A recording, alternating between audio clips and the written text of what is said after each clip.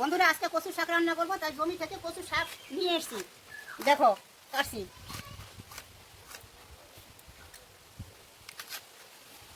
কচুর শাক খাওয়া শরীরের পক্ষে খুব ভালো। আপনারা চেষ্টা করবেন কচুর শাক রান্না করে খাওয়ার। আর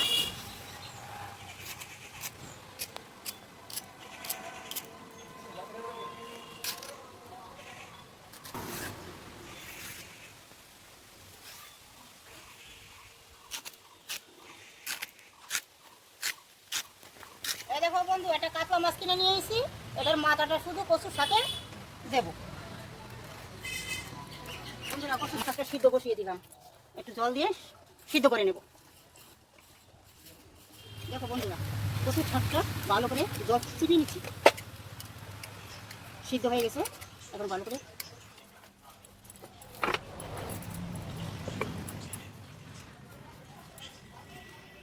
মাছ তো ভালোই ছিল, তাও একটু দেওয়া কচুর শাকের মাছের মাথাটা দেবো, তাই একটু ভেজে নিচ্ছি।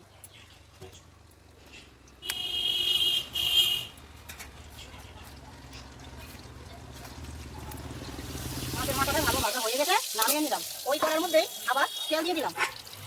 তেল দিয়ে পেঁয়াজ, তেজপাতা, রসুন সব দিয়ে দিলাম। দেখো বন্ধুরা, মশলাগুলো ভাজা হয়ে গেছে লাল লাল।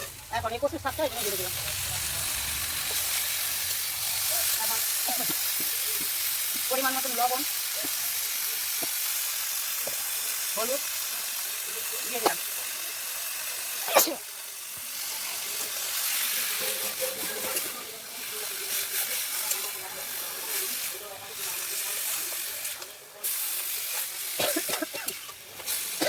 দেখো বন্ধুরা, এখন এই মাছের মাথাটা দিয়ে দেবো সাথে, আর একটু চিনি দিয়ে দেবো।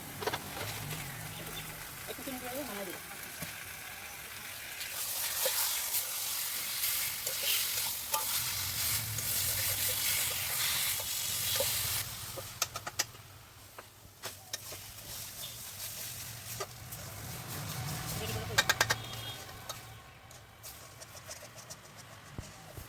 দেখো বন্ধুরা, কচুর শাকটা রেডি হয়ে গেছে, নামিয়ে দিলাম।